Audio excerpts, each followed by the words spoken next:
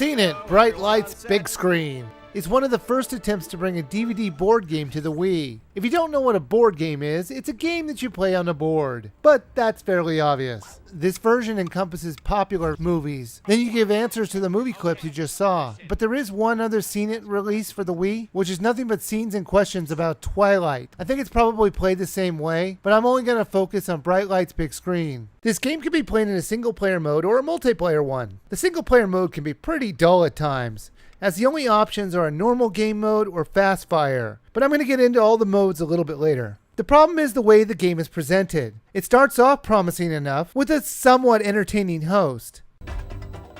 Round 1. We fade in. A handsome host stands at the ready. Close up on suit, it's Italian. It's a miracle.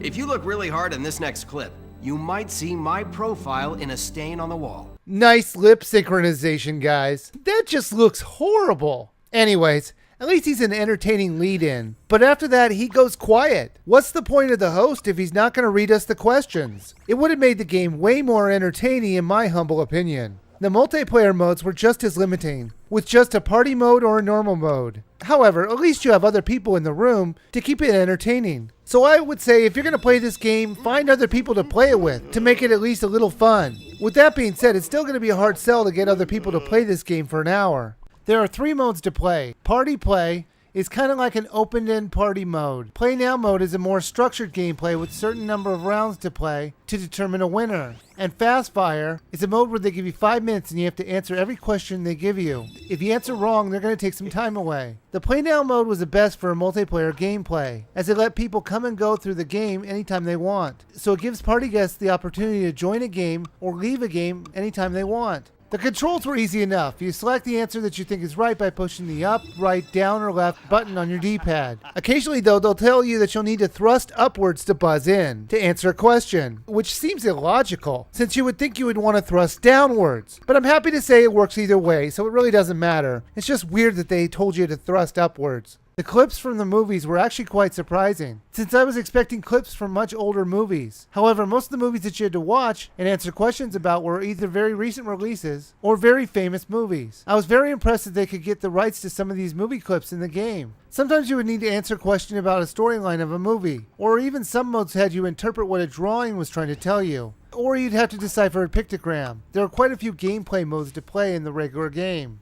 Seen It, Bright Lights, Big Screen was okay. I wish the creators had done a better job of making the presentation more fun. But right now the way it is, I really doubt a bunch of party guests are going to play the main game for too long. The Play Now mode is a good fix for this, but it is still pretty dull to play. The problem is that the game is just so plain and vanilla, it's hard to keep your interest for too long. It does come in at a reasonable price of $20, and sometimes you can even find it for half that price. If you like the Seen It board games, you might find some enjoyment in this title. But be warned, the presentation is very dull. But if you can handle that, I guess it's worth the price, especially if you can find it for $10.